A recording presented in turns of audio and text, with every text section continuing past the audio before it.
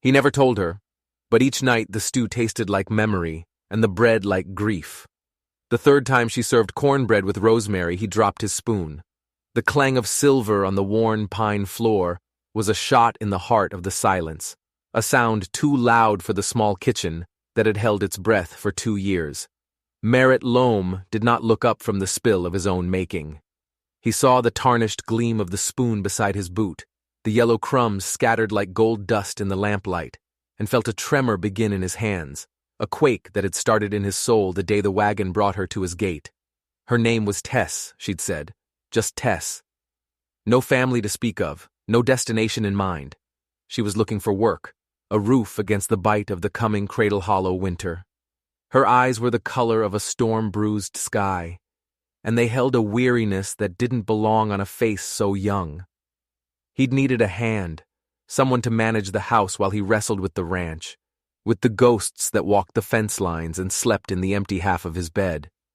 He'd said yes because it was easier than saying no, easier than the echo of his own voice in the vacant rooms.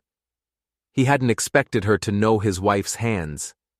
He hadn't expected the scent of Alara to rise from the cast-iron skillet. Tess flinched at the sound of the falling spoon, her own fork hovering halfway to her mouth. "Mr. Loam? Are you all right?" Her voice was soft, hesitant, the voice of someone used to occupying small spaces. It was nothing like Alara's, which had been full of laughter and the strength of the summer sun. The difference was a small, anchoring comfort in a sea of terrifying familiarity. He forced his gaze upward. She sat across from him, the lantern light carving hollows under her cheekbones, her expression a mixture of concern and a deeper, more constant anxiety he'd noticed from the start. She was always braced for a blow, for a door to be slammed shut. "It's fine," he rasped, the words scraping his throat. "Just slipped."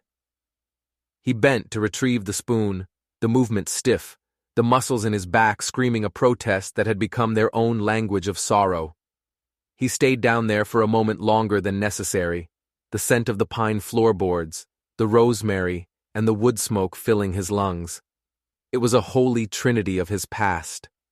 Alara had always put rosemary in the cornbread, not just a sprinkle, but woven through it, so every bite was a fragrant burst of the herb garden she'd tended with a fierce and gentle love. No one else did that. It was her signature, as unique as the crooked stitch in her quilts or the way she hummed off-key when she was happy. He'd never told Tess about the garden, now a tangle of weeds and stubborn, resilient time. He'd never told her anything about Alara at all. The name was a stone in his throat, too heavy to speak. He straightened up, placing the spoon deliberately beside his plate. He did not pick up his fork. He couldn't. To eat another bite would be to swallow a lie, to accept a miracle he didn't deserve and couldn't comprehend. "You don't like it," she stated. Not a question, but a quiet, defeated conclusion. The light in her eyes dimmed. "I can make something else. There's still some of the rabbit stew left."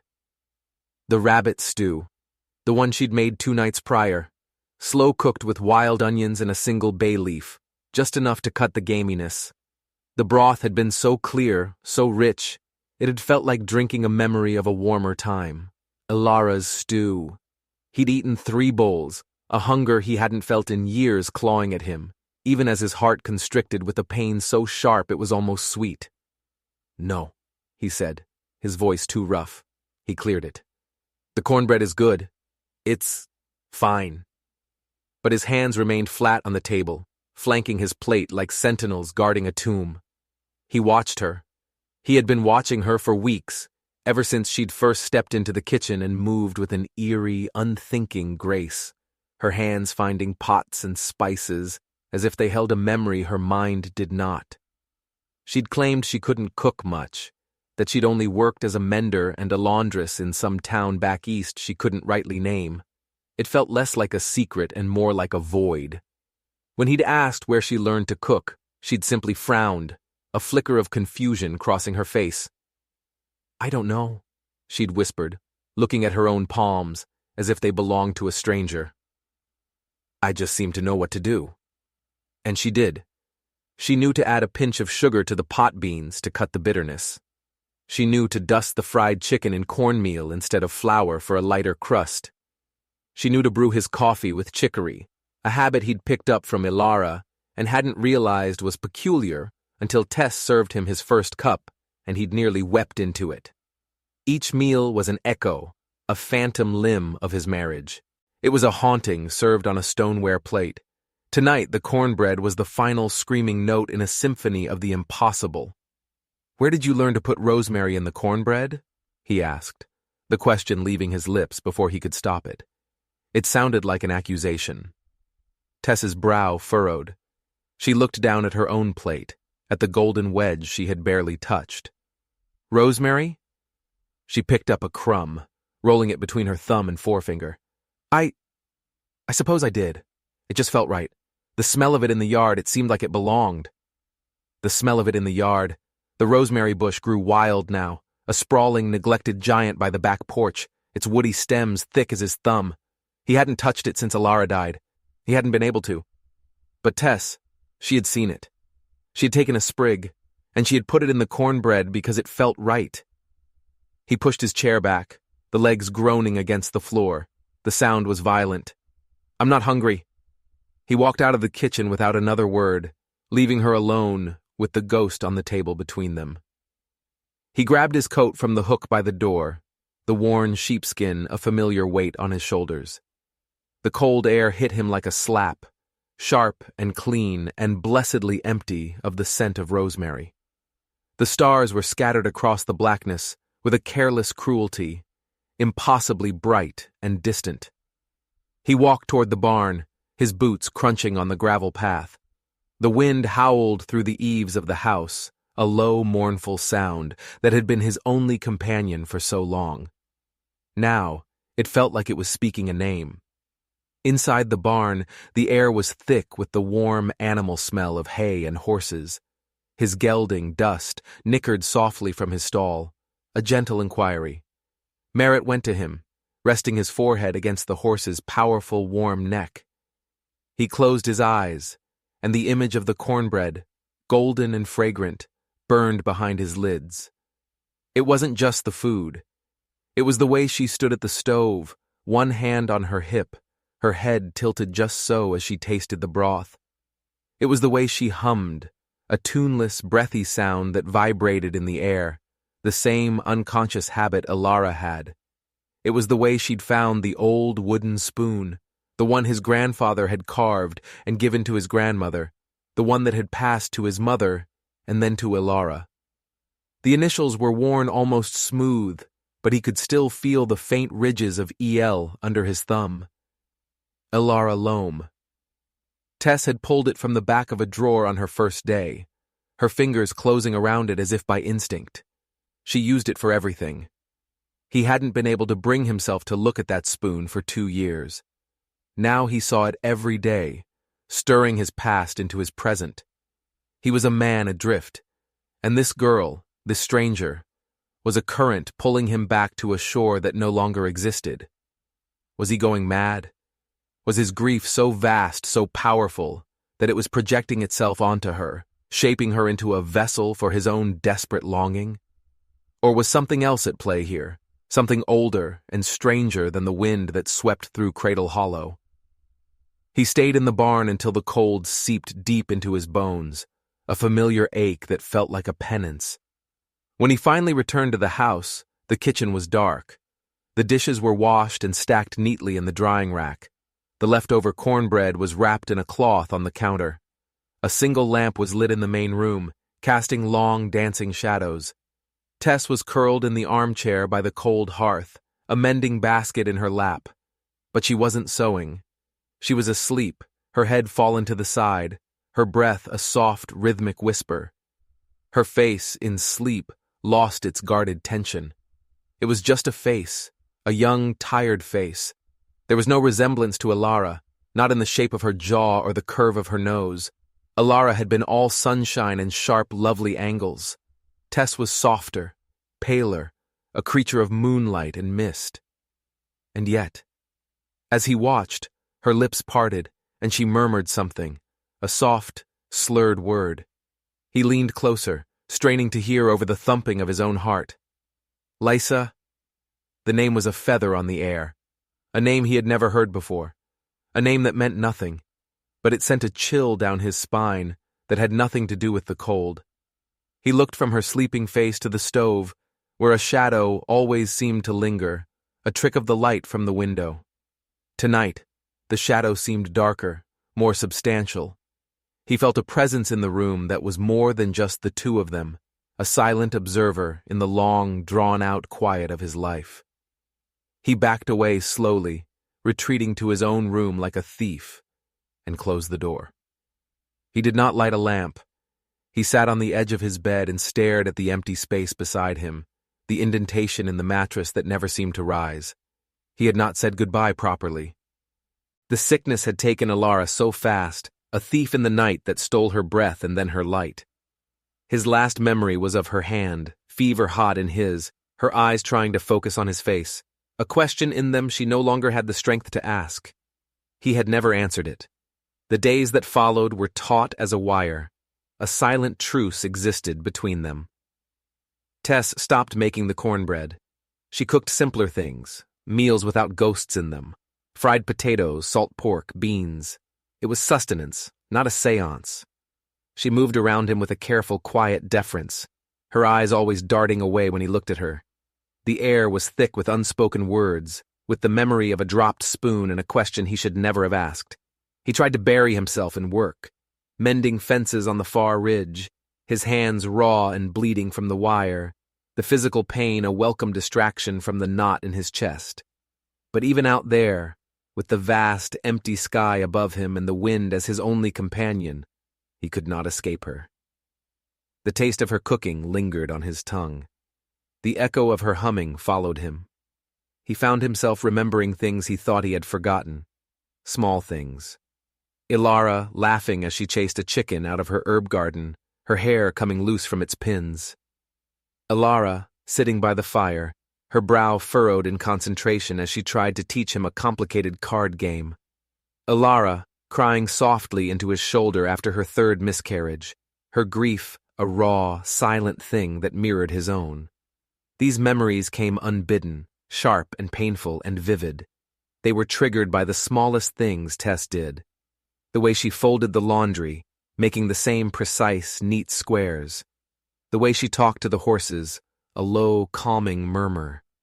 The way she sometimes stood at the window, looking out at the mountains, a lost and lonely expression on her face that was so achingly familiar, it stole his breath. One afternoon he came back to the house earlier than usual, a storm brewing in the west, the clouds a bruised purple. He found her in the kitchen, not cooking, but standing by the sink, her shoulders shaking. She was crying, not loud, histrionic sobs, but a silent, desperate weeping, her face buried in a dish towel. He froze in the doorway, a trespasser on a private sorrow. He should have turned, left her to it, but he was rooted to the spot. He saw the wooden spoon on the counter beside her, wet, as if she'd just been using it. Tess? His voice was gentle for once. She started, her head snapping up. Her face was blotchy, her eyes red-rimmed and full of a wild, uncomprehending panic. She tried to hide the tears, scrubbing at her face with the back of her hand. "I'm sorry, Mr. Loam. I didn't hear you come in. I was just—" She trailed off, unable to find an excuse. "What's wrong?" he asked, taking a hesitant step into the room. She shook her head, a tear escaping and tracing a path through the flour dusting her cheek. "It's stupid. I don't know. I was just stirring the broth for tonight's soup and I felt so sad. I don't even know why. It just came over me, this wave of missing someone. But there's no one to miss." Her voice broke on the last words, a raw sound of utter desolation. "I don't have anyone." He looked at the pot on the stove, a simple chicken broth, steam rising in a fragrant cloud. He looked at the wooden spoon. He looked at her, this girl who wept for a loss she couldn't name, and the foundation of his reality began to crumble. He felt a sudden, overwhelming urge to comfort her, to put a hand on her shoulder, but he couldn't. To touch her would be a betrayal, of whom he wasn't sure anymore. Ilara? Or this fragile, haunted girl who wore his wife's memories like a borrowed coat? Sometimes a place can hold on to things, he said, the words feeling clumsy and inadequate. Feelings. This house has seen a lot of them. She looked at him, her tear-filled eyes searching his face for an explanation, for something that made sense. He had none to give. He just saw his own grief reflected in her, a perfect, terrifying mirror.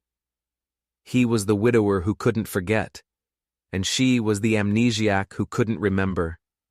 And they were trapped together in a house full of echoes, stirring a soup of shared sorrow.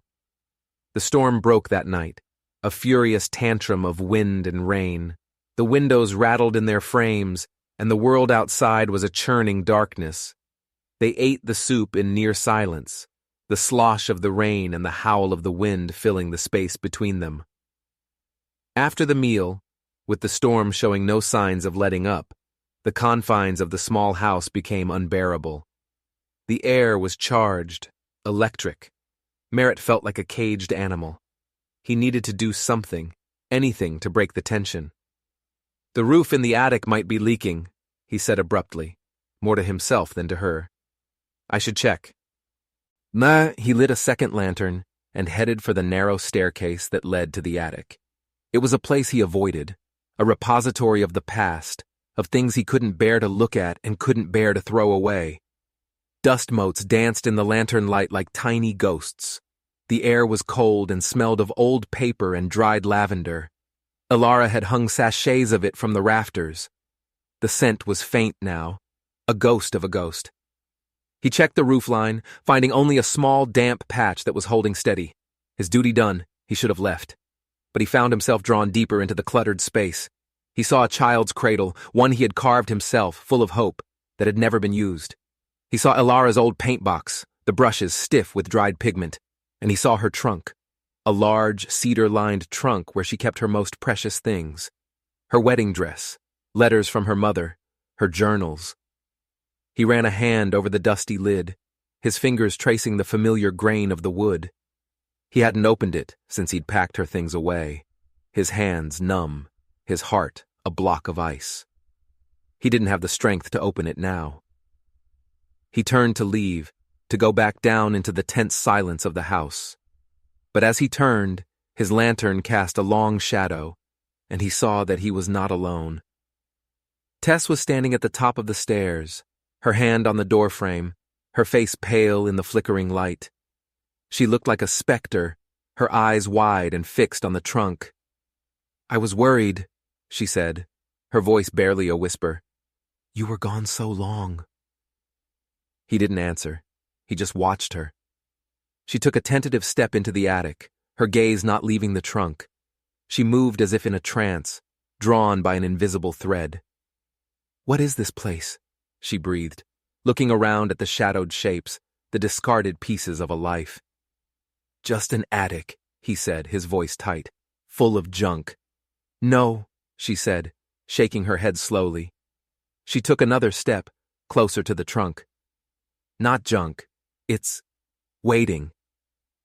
She reached the trunk and knelt before it, her fingers hovering over the lid, not quite touching it, as if sensing a sacred heat. She looked up at him, her eyes full of a strange, dawning light, a terrifying recognition. Her things? She asked softly. He could only nod, his throat too constricted to speak. She looked back at the trunk. Can I? The question hung in the air, immense and fragile. Every instinct screamed at him to say no, to guard this last sanctuary of his wife's memory from this intruder, this cuckoo in his nest. But he looked at her face, at the desperate, uncomprehending plea in her eyes, and he saw more than just curiosity. He saw a homecoming, and a part of him, a dark, terrified, hopeful part, needed to know. He needed to see what would happen. He gave another slow, heavy nod. With a trembling hand, she lifted the heavy lid. A wave of cedar and dried lavender and old paper washed over them, the preserved scent of Ilara. Tess breathed it in, A deep, shuddering breath, and her eyes closed. When she opened them again, they were shining with unshed tears. She reached in, her hands moving with a purpose that was not her own. She bypassed the folded silk of the wedding dress, the stack of ribbons, the small leather-bound books. Her fingers dug deeper, searching for something specific. They closed around a larger volume, bound in worn dark green leather. She pulled it out and held it in her lap. It was Ilara's recipe journal. Merritt's heart stopped. He had forgotten it was in there.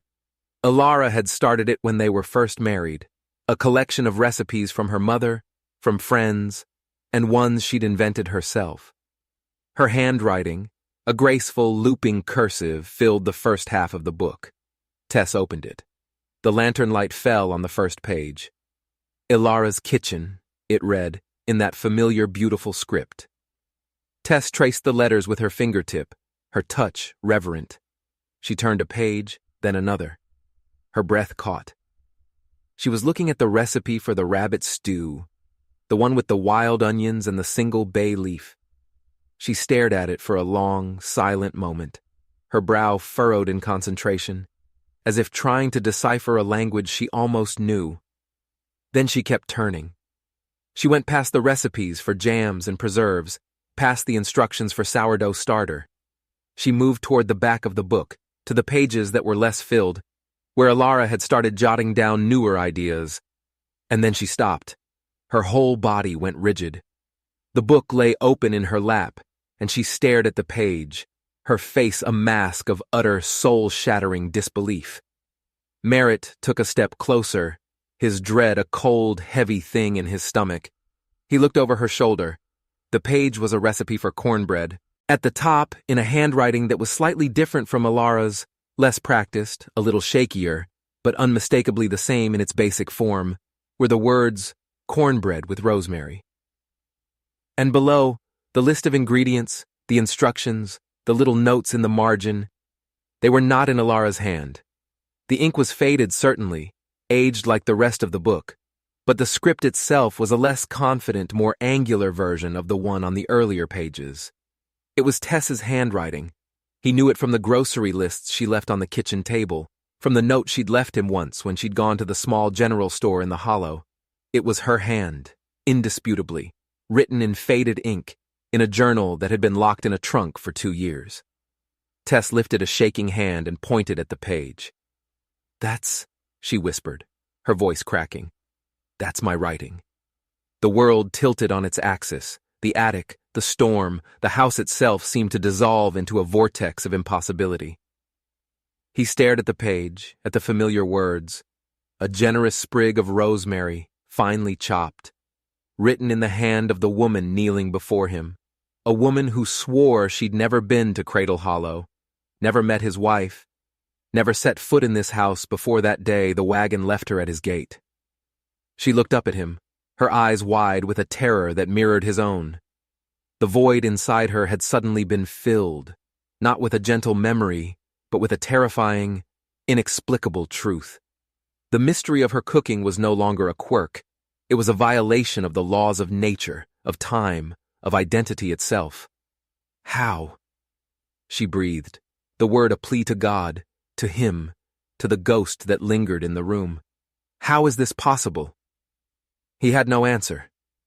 He could only stare at the recipe, at her handwriting, at the proof of a connection that reached beyond the grave, not through magic, but through something far more intimate and terrifying. Through a shared ink, a shared muscle memory, a shared soul. He felt Ilara's presence then, not as a shadow by the stove, but as a warmth in the cold attic air, a sorrowful, loving energy that surrounded the kneeling girl and the broken man. It was the answer he could not speak. The journal lay open between them, a testament to a love that had written itself into the heart of a stranger. Silence descended, deeper and heavier than the dust in the attic. The storm outside seemed to hold its breath. Tess did not move, her gaze fixed on the impossible page, her hands clutching the journal as if it were the only solid thing in a dissolving world. Merritt felt the floorboards beneath his boots. the rough texture of the wooden rafters above, trying to anchor himself. But his own reality had been unmoored. The neat, painful lines he had drawn between past and present, between the living and the dead, had been washed away. He finally found his voice, a raw, ragged thing. Ilara. She was always trying new things, he began, the words feeling like stones he had to dredge up from the bottom of a well. Toward the end, her hands got stiff. The arthritis was bad. Sometimes she'd ask me to write for her as she dictated. He was searching, desperately, for a logical thread, a way to stitch this gaping wound in reason closed. Maybe I wrote this one down for her. Maybe my writing just looks like yours. But he knew it was a lie even as he said it. His own handwriting was a jagged, impatient scrawl, nothing like the careful, hesitant script on the page, and he had never written in this book. It was her sacred space. Tess shook her head slowly, not looking up. "No," she whispered. "This is my hand. I know it. It's like looking at my own reflection." She finally lifted her gaze to his, and the terror in her eyes was mingled with a profound, heartbreaking sadness. "Who was she, Mr. Loam? Who was Ilara?" It was the first time either of them had said the name aloud in front of the other. The sound of it in Tess's mouth was both a desecration and a benediction. It unlocked something in him, a floodgate of grief held back for 2 long years. He sank down, not kneeling like her, but collapsing onto a nearby stack of old blankets, the energy draining out of him. The lantern cast their 2 shadows, long and intertwined, on the wall behind them. "She was my wife," he said, the words simple, colossal. He began to speak, and it was as if he were describing the sun to someone who had only ever known darkness. He told Tess about the way Ilara had arrived in Cradle Hollow, a schoolteacher from a town just as small and forgotten, with a laugh that could make the wildflowers bloom. He told her about their courtship, clumsy and sweet, full of long walks and shared dreams under the vast, uncaring sky. He spoke of building this house together, his hands on the wood, hers on the stone of the hearth. He described her garden, the way she could coax life from the stubborn soil, her fingers always smudged with dirt. He talked about her cooking, not just the recipes, but the love she poured into every meal, her belief that feeding someone was the most honest way to care for them. As he spoke, he watched Tess. She did not interrupt. She listened with an unnerving stillness, her eyes never leaving his face. And in her eyes, he saw not just the empathy of a stranger, but the flicker of something else, a dawning familiarity, a haunted recognition. When he described the way Ilara would hum that tuneless melody while kneading bread, Tess's hand went to her own throat, a look of shocked self-awareness on her face. When he mentioned the wooden spoon with the worn initials, her gaze darted toward the staircase, as if she could feel its presence in the kitchen below. He told her about the miscarriages, the quiet shared sorrows that had bound them even tighter. He spoke of the cradle, the one he'd carved, and his voice broke. He pointed to it in the shadows. Tess's gaze followed his, and a single, perfect tear rolled down her cheek and fell onto the open page of the journal. It landed right on the word rosemary, making the faded ink bleed just a little, like a fresh wound. "And then she got sick," Merritt finished, his voice a hoarse whisper. It was a fever in her lungs. It took her quickly, too quickly. He couldn't bring himself to describe the final days, the smell of sickness, the helplessness. He didn't need to. He could see in Tess's face that she already knew. She was feeling the echo of that pain, the phantom tightness in her own chest. The attic was silent again, but this time it was a different kind of silence. It was filled with the presence of a third person, a story that had been told and finally, strangely, heard by its subject. Tess closed the journal carefully, reverently. She held it to her chest. "I don't remember anything before a few months ago," she said, her voice hollow. "I woke up in a boarding house in a town I didn't know. The woman who ran it said I'd been found by the river, soaked and confused, I had no money, no papers, no name until I chose one. Tess. She gave a small, humorless laugh. I have no past, just a hole where it's supposed to be. She looked at the journal, then back at Merritt. Maybe this is it. Maybe this is what's been missing. The implication hung between them, too vast and terrifying to articulate. Reincarnation? A possession? No, the theme from the prompt was memory, not magic. It was something more organic, more mysterious, an imprint. As if a soul, in its final, desperate moments of love and unfinished business, had somehow pressed its most essential patterns, its love of Rosemary, its grief over a lost child, its muscle memory of kneading dough, onto a blank slate, a receptive void. Tess, found by a river, washed clean of her own identity, had become a vessel for Ilara's lingering love, not Ilara herself, but her echoes. He reached into his shirt, his fingers fumbling with the chain around his neck. He pulled it out. It was a small silver locket, tarnished with age and neglect. He had never taken it off, but he had not opened it since the day she died. His thumb found the tiny clasp. It sprang open. Inside, on one side, was a miniature portrait of himself, younger, squinting in the sun. On the other side was Ilara. Her face was full of light, her eyes crinkling at the corners, a smile playing on her lips.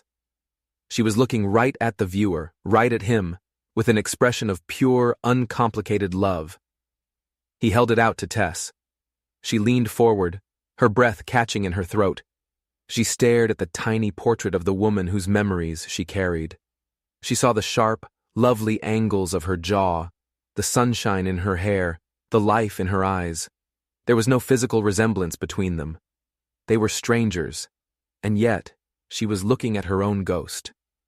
She was beautiful, Tess whispered. Yes, Merritt said, his voice thick. She was. He snapped the locket shut, the click loud in the stillness. He tucked it back under his shirt, the cold metal a familiar shock against his skin. They sat there for a long time, two people marooned on an island of impossibility, the storm raging outside and a quiet, profound transformation happening within. The fear was still there, a low hum beneath the surface. But something else was beginning to grow in its place, a strange, sorrowful acceptance.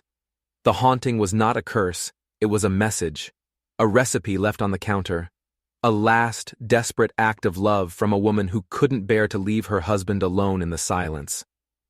Slowly, stiffly, Tess got to her feet, still clutching the journal. Merritt rose with her. They did not speak. There were no more words to be said, not tonight. They descended the narrow stairs, leaving the ghosts and memories to their quiet watch in the attic. They left the cradle and the paint box and the wedding dress behind, but they brought the truth with them, heavy and fragile in their hands. Back in the main room, the fire had burned down to embers, casting a soft, red glow. Tess placed the journal carefully on the mantelpiece, leaning it against the stone. It looked like it belonged there. Then she turned to him, her face illuminated by the dying fire. The fear was gone from her eyes, replaced by a deep, shared sorrow and a question that had no answer. I am not her, she said, her voice clear and steady for the first time. It was a statement of fact, a necessary boundary. I know, he said. And he did. He saw Tess standing before him, not Ilara, a young woman with her own quiet strength, her own emerging self, even if that self was built on the foundation of another's memories. But some part of her is with me, she continued, her hand going to her heart. I can feel it, the sadness, the love for this place, for, she hesitated, her gaze meeting his, for you.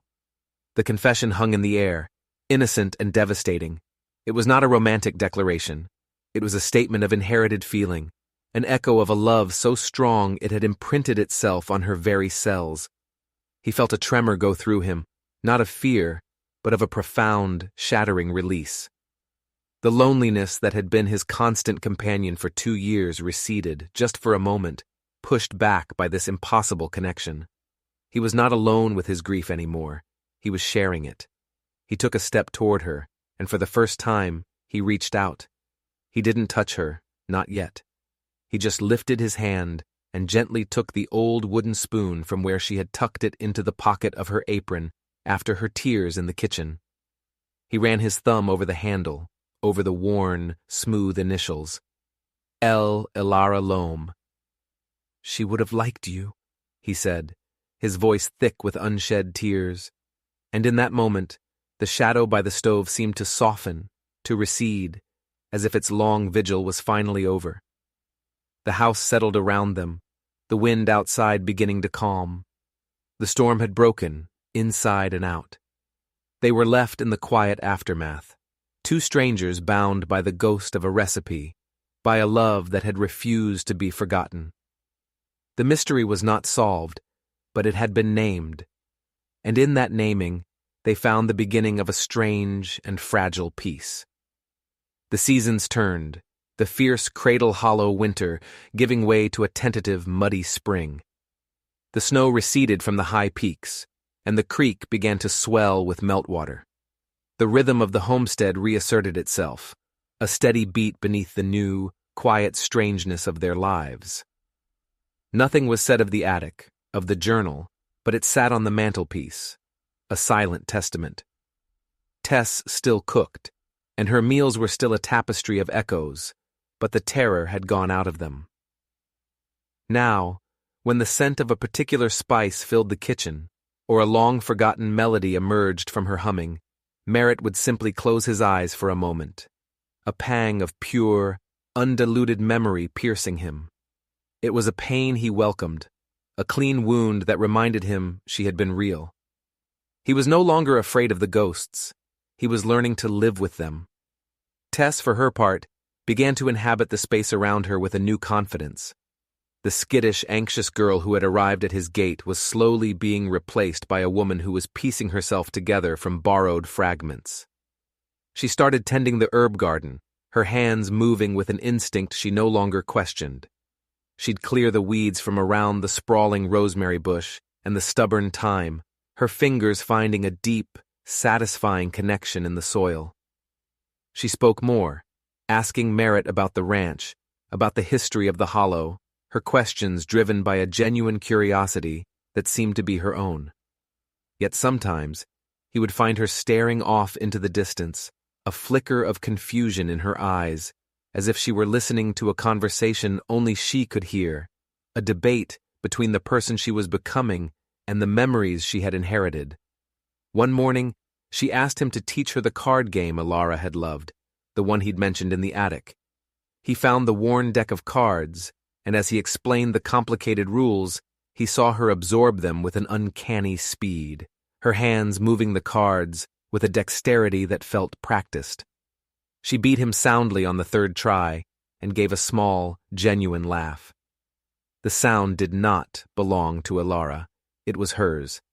And for the first time, the sound of laughter in the house didn't hurt. He started talking about Ilara more, offering small anecdotes into the comfortable silence between them. He told Tess about the time Ilara had tried to ride dust and had been bucked off into a mud puddle, coming up sputtering and laughing. He described the way she'd insisted on painting the bedroom walls the color of a summer sky, a project that had taken them a week and left them both speckled with blue. These weren't the grand, sorrowful memories from the attic. They were the small, bright stones of a life well lived. And Tess listened, not as a surrogate, but as a friend. She was the keeper of his stories, the only other person in the world who could understand the weight and texture of his loss because, in some inexplicable way, she carried a piece of it herself. They never tried to find an explanation for what had happened. They never spoke of rivers or lost memories or souls that leave an imprint. The journal was proof enough that the world was stranger than they knew. To dissect it would be to rob it of its power, to pin a butterfly to a board. Instead, they let the mystery be. It was the foundation of their strange, undefined relationship. He was not her husband, and she was not his wife. He was not her father, and she was not his daughter. They were two solitary people who had found a unique and profound companionship in the echo of a shared love. He found himself watching the way the light caught her hair as she worked in the garden, the focused line of her brow as she mended his shirt, the quiet strength in her hands. He was seeing Tess. The specter of Alara was still there, a soft, benevolent presence in the background. But the living, breathing woman in front of him was coming into sharper focus. He felt a stirring of something he hadn't felt in years, a protective warmth, a deep and quiet affection that was entirely separate from his grief. It was a feeling that scared him, a feeling that felt like a betrayal. But he could not deny it. He was coming back to life, slowly, painfully, and she was the one coaxing him out of the darkness. One evening in early summer, they sat on the porch, the air warm and smelling of pine and damp earth. The sun was setting behind the mountains, painting the sky in strokes of orange and violet. It was the kind of evening that had once been filled with his and Ilara's easy conversation. Now, it was filled with a different kind of quiet, a comfortable shared stillness. Tess was shelling peas into a large wooden bowl, the rhythmic thump, thump, a soothing sound. Merritt was cleaning a piece of tack, his hands moving with practiced ease. He thought of the locket resting against his chest. He thought of the two women it represented, the one who had given him the life he mourned, and the one who was, impossibly, giving him a reason to live again. The grief for Alara was still a vast ocean inside him, but it no longer threatened to drown him. He could stand on the shore and look out at it, feeling its power and its depth without being pulled under. Tess paused in her work, her hands still in the bowl of peas. She looked out at the fading light, her profile etched against the vibrant sky. A gentle breeze stirred a loose strand of her hair. The silence stretched, filled with the hum of insects and the distant call of a night bird. Then, she turned her head and looked directly at him. Her eyes, the color of a fading storm, were clear and deep. The question she asked was quiet, simple, but it held the weight of their entire shared history, of the journal and the locket and the ghost in the kitchen. She asked if he still missed her, and he said, "Every day, even now."